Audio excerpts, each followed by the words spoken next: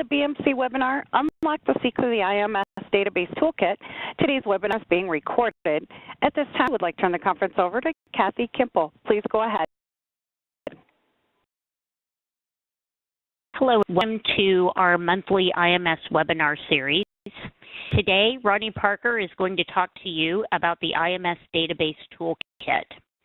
Ronnie is a technical software consultant at BMC. He's been at BMC for 3 years, but he has been working with the products for much longer than that as a database administrator for both IMS and DB2. And over the past 3 years, he's been an application developer, a DBA, and he has worked with vendors as well as with customers. So Ronnie also holds a BS in computer science from Southern University. Before I turn the meeting over to Ronnie, I would like to tell you that if you have questions during the presentation, please use the Q&A window to submit your questions. And with that, I will go over to Ronnie. Good morning. Today, we're going to unlock some of the secrets of the Database Toolkit. Now, what the toolkit offers is JCL Generation and database historical analysis reports that you can use on your own to discover when you have problems in your system. Beyond that, we also allow you to do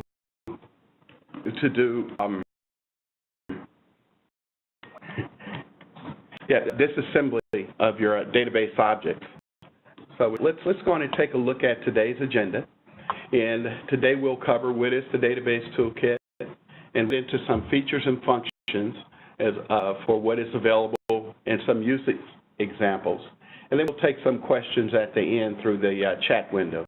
But feel free during the presentation to go on and put those items out there, and we'll address them as we move on. Okay, here's the BMC IMS Database Toolkit. Well, we consider it a time-saving function. It's a suite of time-saving functions to simplify your database management task. And some of those functions, as mentioned earlier, would be the JCL Generation, your disassembly, and you'll see it's a pretty robust reporting system as well. It supports all database types, your full function, your HALDB, as well as your FastPath DBDs. And for your Neon customers, it also supports the PDF databases as well, or for Neon customers. Now included with all reorg solutions, all your FastPath reorg solutions, as well as Pointer Checker Plus and backup and recovery solution for IMS. So whenever you install these products, you'll have those guys, you have the DBA toolkit available to you.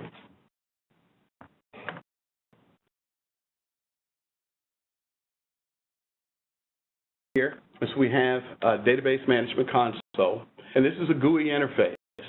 We communicate with the mainframe, and your mainframe databases a GUI interface, and we call it the UIM, which is the user interface module, as well as the we can do auto discovery. And that's for auto discovery of all your underlying objects. The JCL Generator, as well as the JCL script language. Now, JCL script language is used to generate all of the JCL that the JCL Generator uses, but you can also go in and create your own scripts and tailor them to your, to some of your shop standards. We have DBD, PSB, and CB disassembly, the mapper, several reports, and a JAS viewer. So whenever you submit jobs, you go out in the GUI and take a look at those jobs, and then beyond that, you can also look at the data sets that are out there.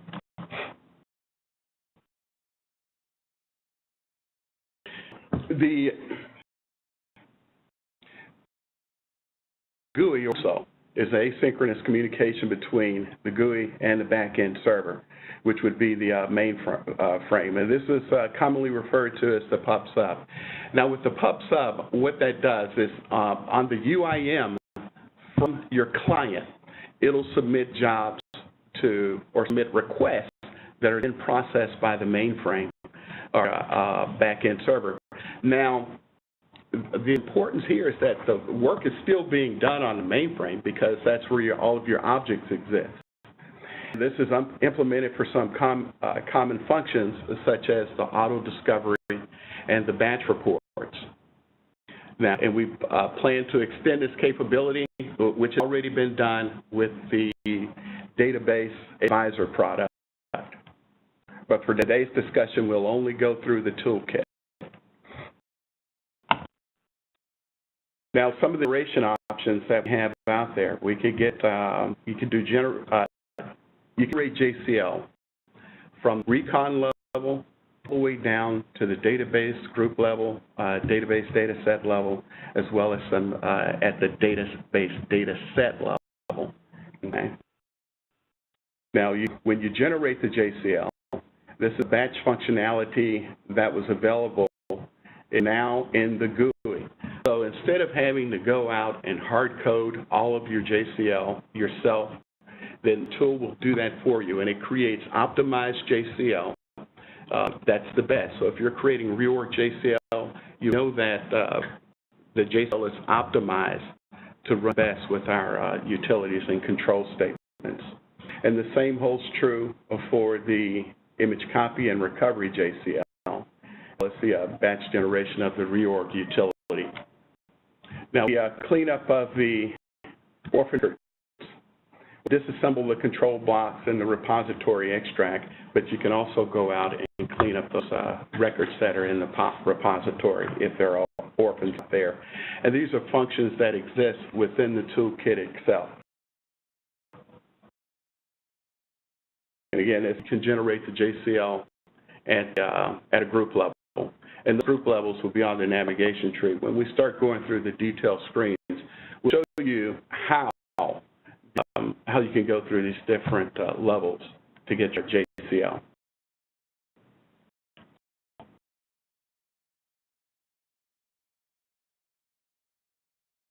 Okay, for the console, it is a graphical user interface or a GUI, and then all operations perform from a central location.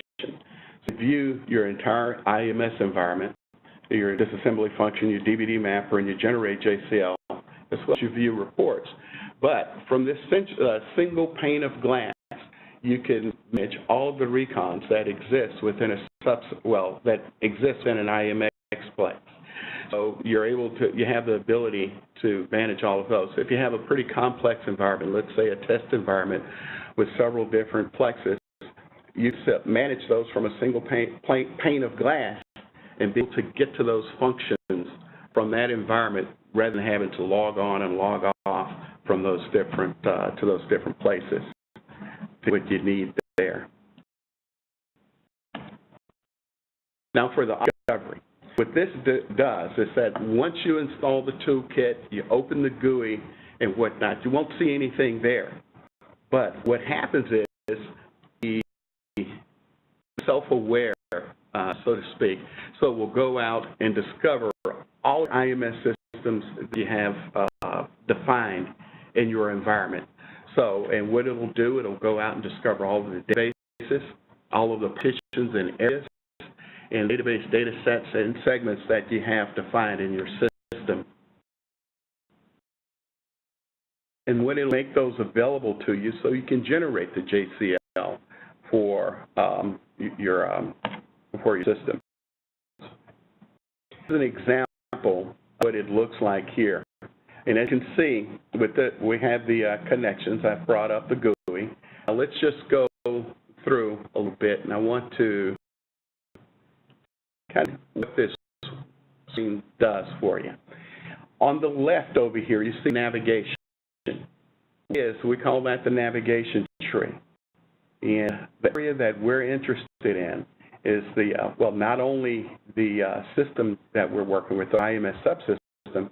Below that, you'll see IMS databases. Now, databases, what I've done here, we discovered all the recons that exist in the environment. And as you can see, for this one, we have several.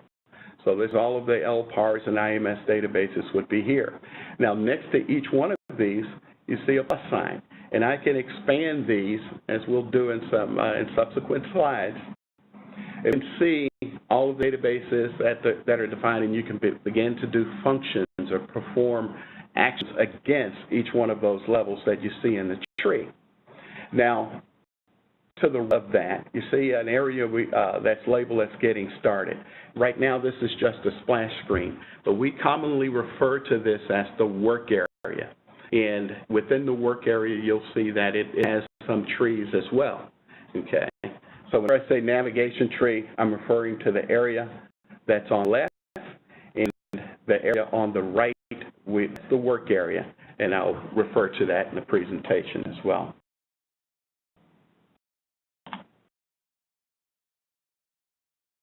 Now, this one, what I've done, I've expanded the recon for MXOL Recon 1 or subsystem MXOL.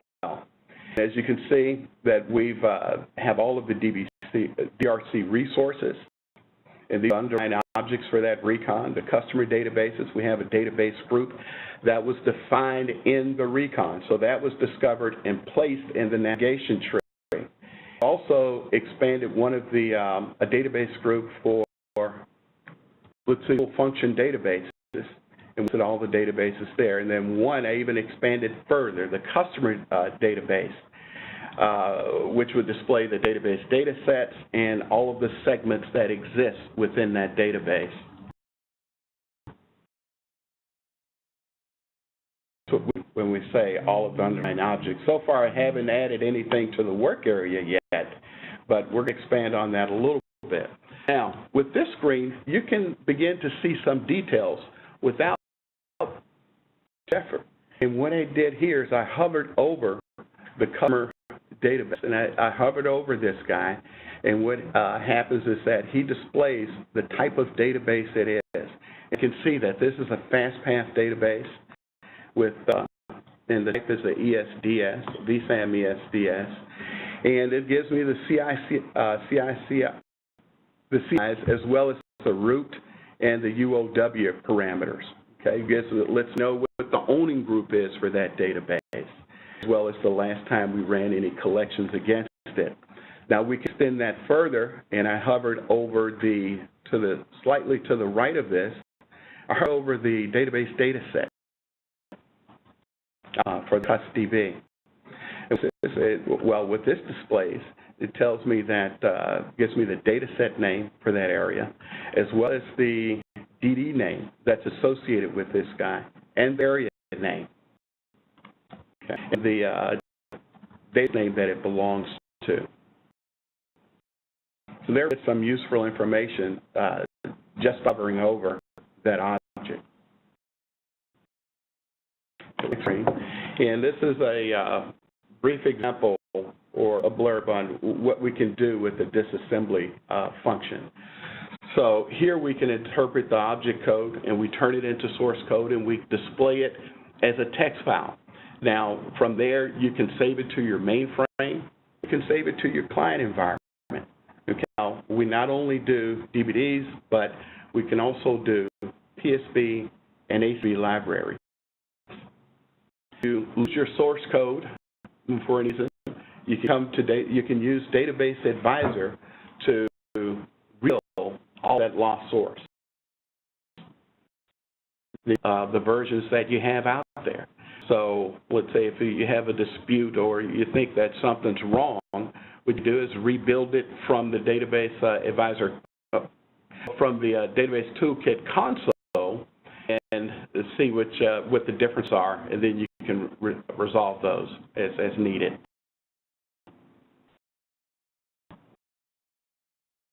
Now, down here, it could be important to you, because let's say if you lost source for a group of databases or for several, then we can go at database group level, the batch process that we could run, and it will create all the source code that exists for each database that exists within that group.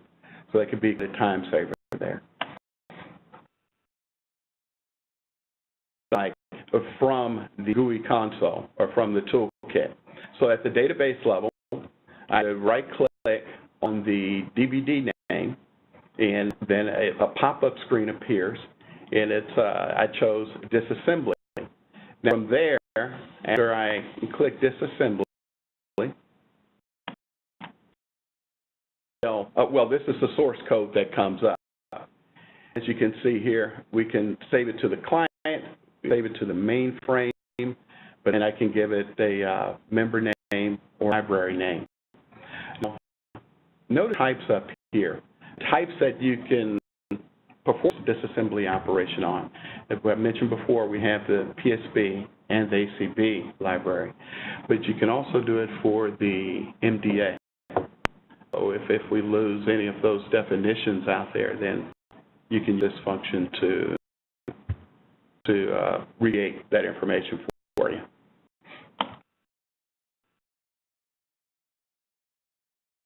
Screens that I have, that's what I'm showing here. So a save as, if we save it to client, then it's expecting to go to somewhere on your local desktop. And so education, I gave it a file name, and gave it as specified it as text. Save, or I can do it with the mainframe. In this case, I would do a pop-up screen appears that says put it to the set name, or then specify the member name and hit save, and it saves it on the mainframe. And of course, library that you have access to.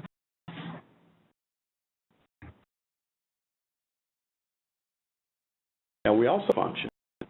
So, and what that mapper function, a DBD mapper function does, is once you go into you disassemble that data object, then you go in and look at the segment hierarchy. You can see any logical relationships, secondary properties, and you could save that generated map, which comes out as a JPEG file, to your local client. Take a look at how you get to it. Now, when I get the DBD source code, I can click on the tab labeled DBD Mapper. Click on that guy, and one I have circled in green, and this set appears. You know, this database is quite large here, so what I did is I selected a portion of it, but it shows you all the segments to the left over here that are defined within this DBD. And then here's the map. Up top, it shows you the screen. This zoom in portion shows you what we're looking at. So I chose to display the root and some of the segments that define some of the child segments for this guy. Now, with do the DBD map, this will show you the recon that is associated with it, as well as the library that's used to generate this this source code.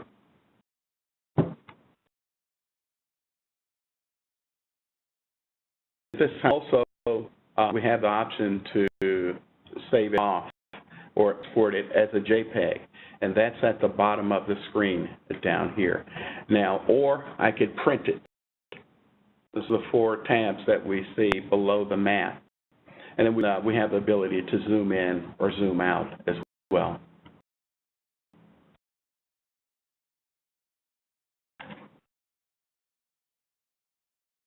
Now, talk about the JCL Generator.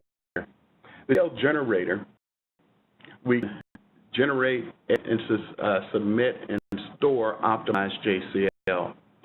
So again, we go to the navigation tree, we'll do a right click on the desired object, and from there we can we'll have several options.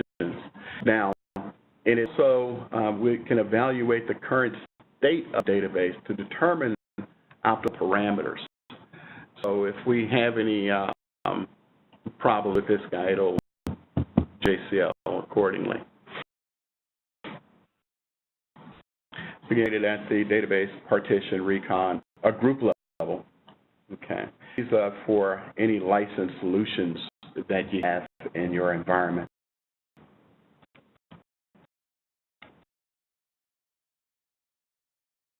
Let's go with examples here what this guy can actually do.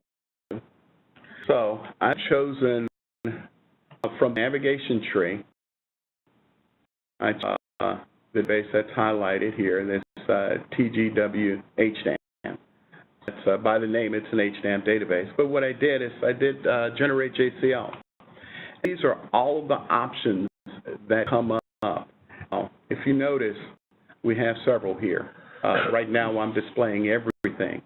But let's look at the solution filter, and this is in the work area portion of the screen. Overall solutions that we have is database reorganization. We can execute DBRC commands from here. We create define control cards. So if you've lost the delete define control cards, or you'd like to recreate these guys, you can do that from the from the DBA Toolkit console. We can also generate JCL for fast reorg, IDChem JCL. We can create that, as well as then copy in online defag and reorg. So now, slightly to the right of that, you'll see details for each one of these guys you can get to. Now on the next screen, I chose the unload and unload performance, and I'm going to create some JCL for that one. So I select up. Once I do that, once I highlight this one, up here, right below the blue line or the title line, you'll see Generate JCL, Submit, Save to Mainframe, Clear, and Edit. In this case, what I'm going to do, and then at the bottom of the screen, you see Generate JCL. So I click Generate JCL button because that guy is not grayed out. It's active.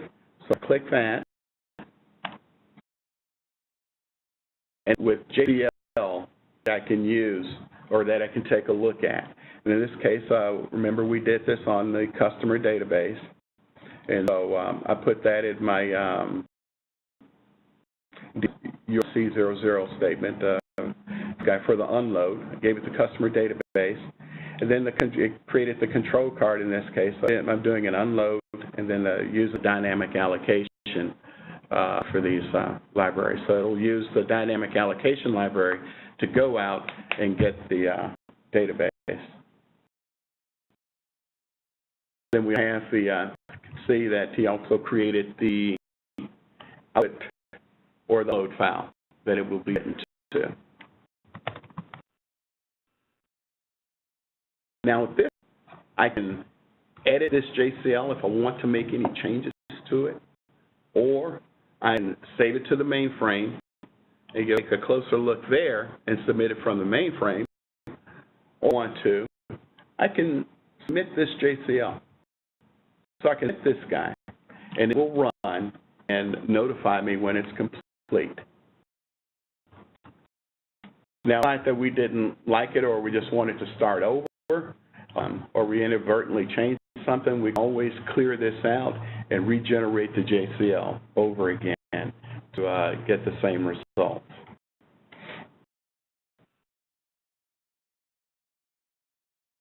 Now, later, we know that let's say you implement new versions of tools, put in a new version of the maximum reorg or the backup or recovery solution for IMS.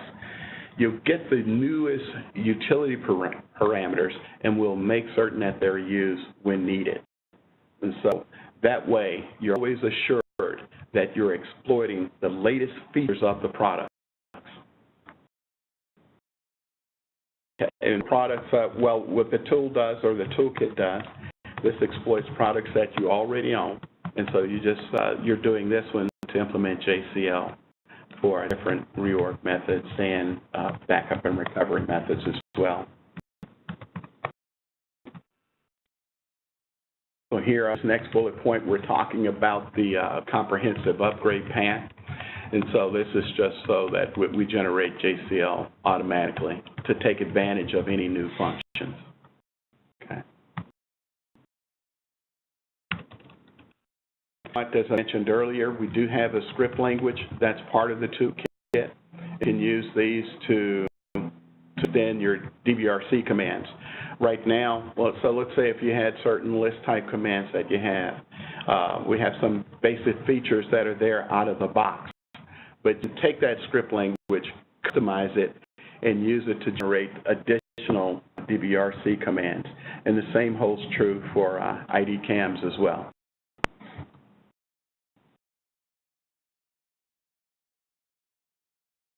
Now, reports that we have the history reports. These are used to track trends on database partition areas, database data sets, and the usage as well as segments. And have the job history reports, and these are used to track the utility executions and provides clock time. We have some state reports that when you request reports, it gives you the current condition of your data, and so it can also report on at the database partition area or data set level.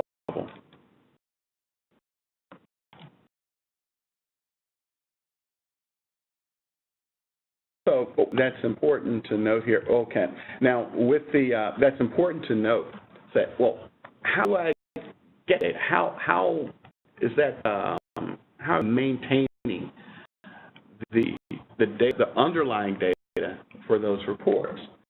So what we said, anytime you execute the following utilities, we also update the repository.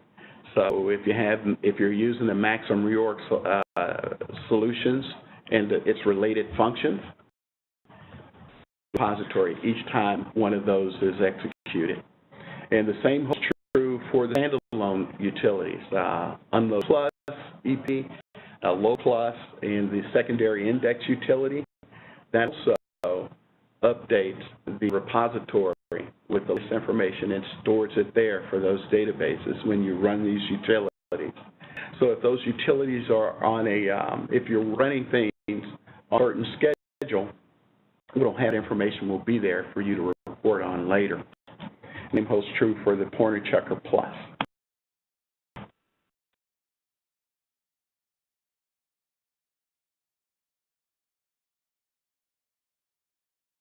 So here's on what we do each time these are run. So we create the detailed records are created and written when the utilities execute, the utilities that I mentioned above. And within the toolkit, we can set up functions that will summarize those detailed records. And so summarizations that we can summarize by monthly, yearly, and those are the ones that we can have out there. And it also allows you to specify the amount of time that you want to keep the detailed records around.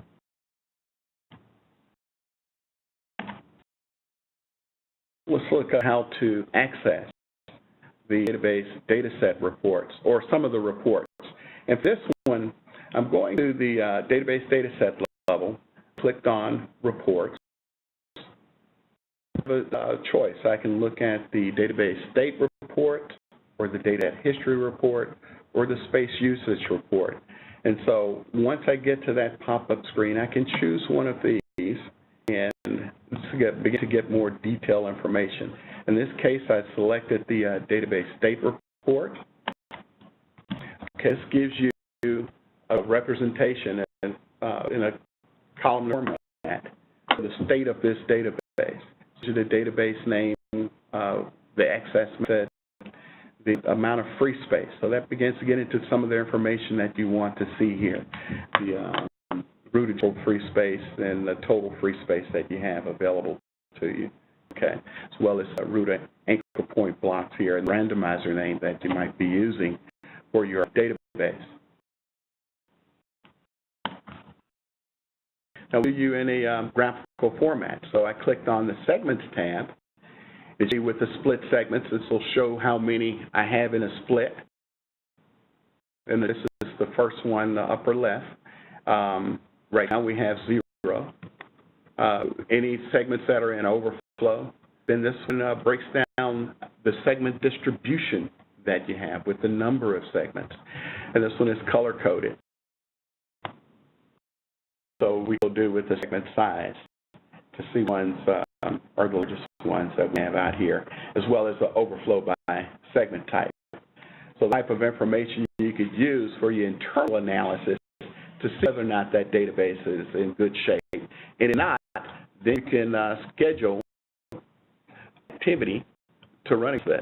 Okay, maybe it needs a reorg, or you may have to redefine your root addressable parameters or whatnot, but you have some tools to help you determine where problems are located.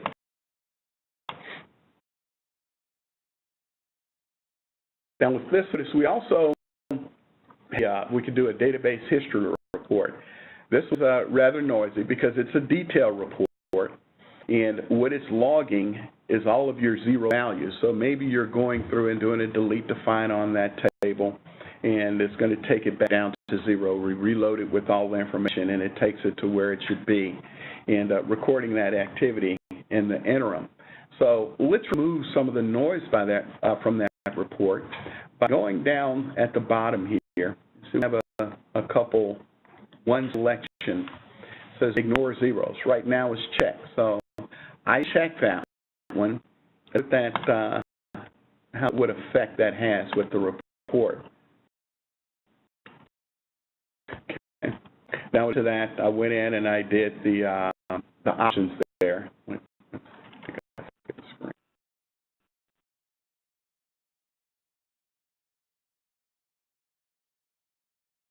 Okay, now I'm doing this by month. And what happens, as you can see, it smoothed it out a bit. I did by month, so now we're looking at some summarized records. This guy makes much sense, and we can begin to see some trends for the database. Active database environment or production environment, you would expect this to look quite different because you'll see different trends here as you add more records to the database or do purges to clean off data.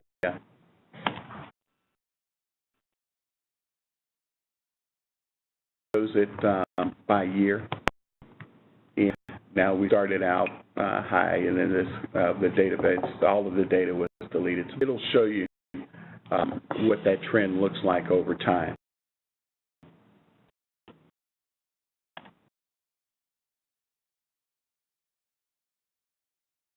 Now, continue to look at the reports. Here we're going a level lower. We're going to look at the database dataset report. And for that one, you can look at the database state, the dataset history, as well as the space usage information.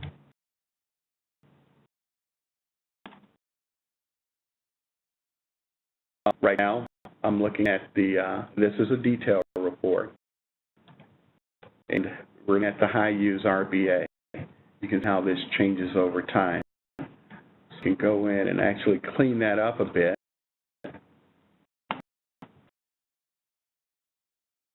Okay, a different view. The view that I did here, just looking at some that showed the use space, and we give that in a graphic format, as well as the used RBA. So we're kind of honing in on the current state for base. Then it's just the used volumes. We're using 1 of 5, and then the allocated extents that we have. Then the dataset space that's being used. In the blue area, we have that's the use, and the green area would be the unused portion.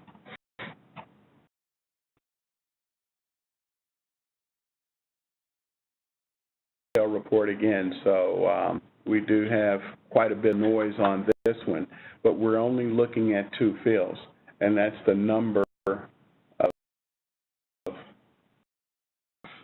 as well as the total number of use blocks, I believe, that we have here. But it's color coded, okay? Looks like to remove some of the noise, what we could do, instead of choosing a detailed report, we could always do one monthly and may have more use for you. Again, with the zero values, and that'll could remove some of the noise as well.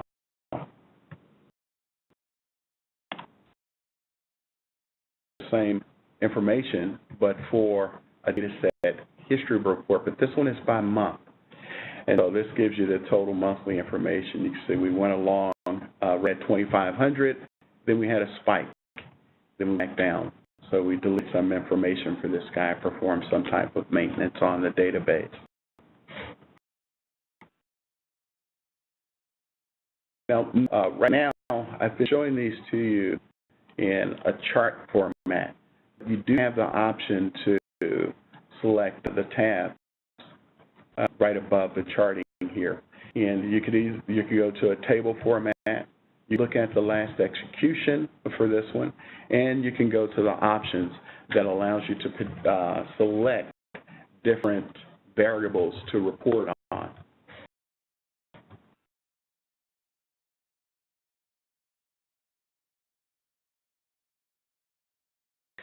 Now, the total monthly.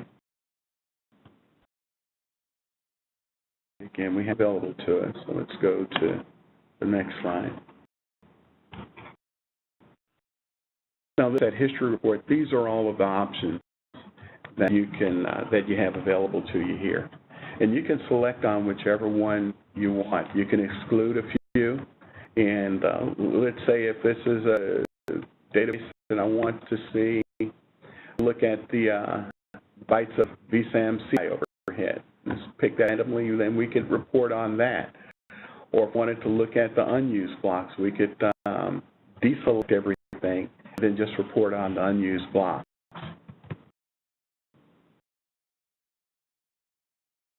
And if this was a database, then it would we would have the root addressable parameters. We can report on those as well. So.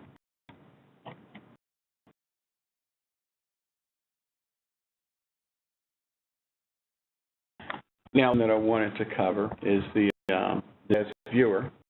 Now with the JAS viewer, we can, as we submit jobs, we can go out and take a look at those jobs, and by clicking the tab, there's a tab that's available to us that allows us to get to the JAS viewer and collect that. We from the DBA Toolkit, and it will show us all of the jobs. Then we job and look at the details. We could print those out from here if we wanted to, or save it off into a data set.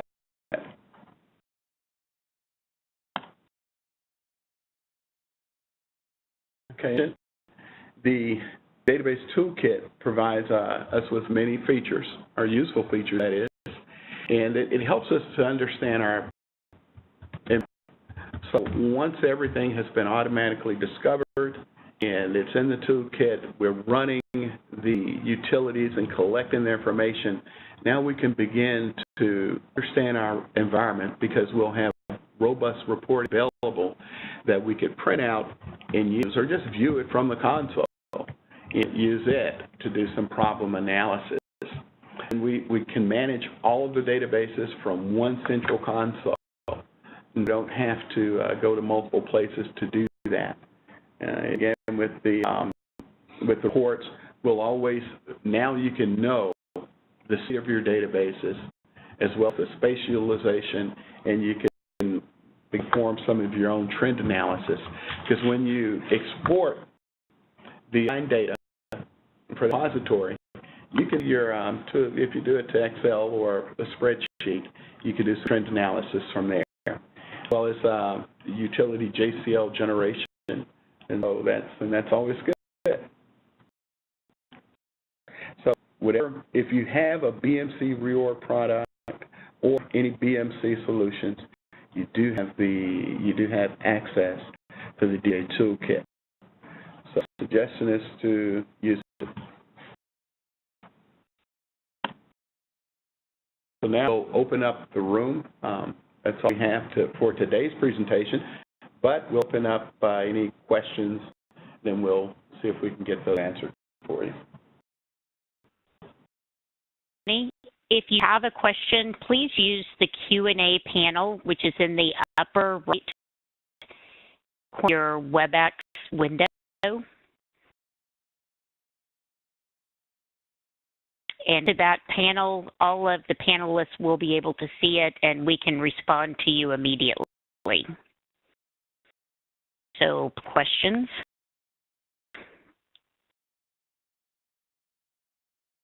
Anything in the chat?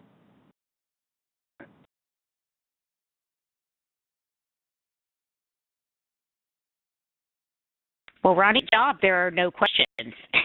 So it appears that people understand. If you do have any questions, we will be on the line for a few more minutes. Oh, okay, the question. Can someone send me information on how to acquire this product? If you have any of the BMC reorg utilities or recovery utilities or Pointer Checker Plus or Database Editor, you already have this toolkit.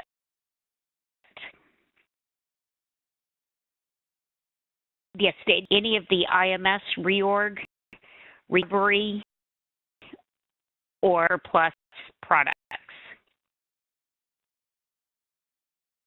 If you do those BMC IMS products now, we'd be happy to work with your sales person to make sure that we can get these in for you.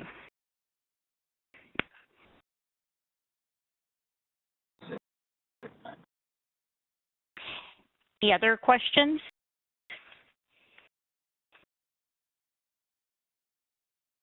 PDF, do you get the toolkit? Or Craig, would you know the answer to that? We'll have to look into that to verify that.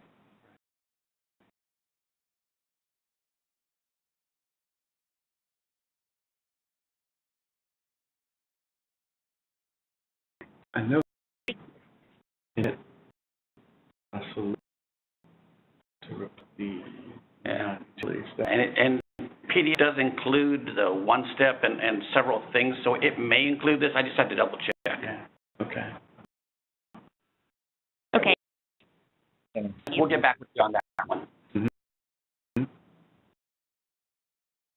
Okay, was if you do the DBA toolkit, what do you need to do to activate it?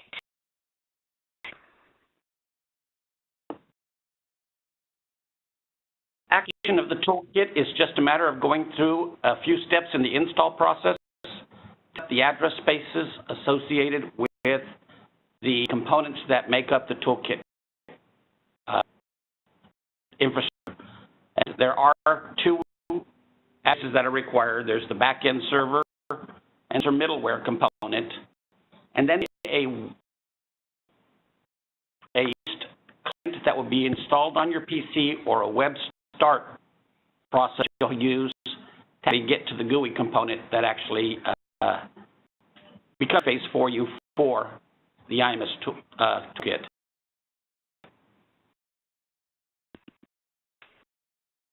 Other than words, the passwords you already have, everything along with that should be with the product that you installed.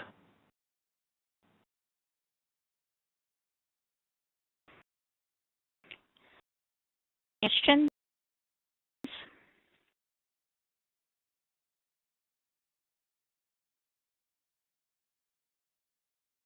Well, as if you have they'd like for us to cover in a future webinar, please send them to the email address shown here, ims_webinars@bmc.com.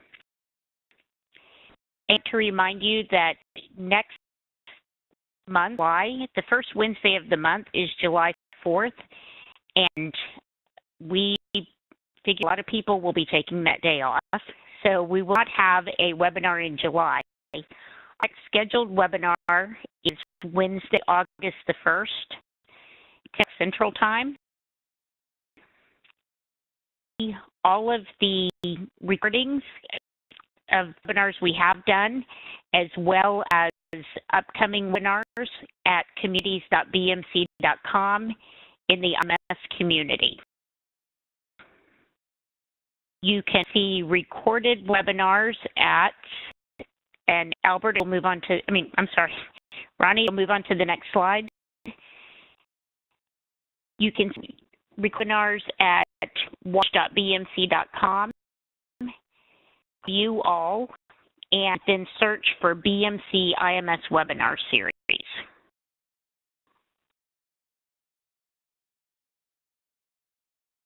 And no more questions. I would like to thank all of you for attending. We know you're really busy. We appreciate you spending some time with us, and we hope to see you again in August. Have a great 4th of July. Bye-bye. That does the conference. Thank you all for your participation.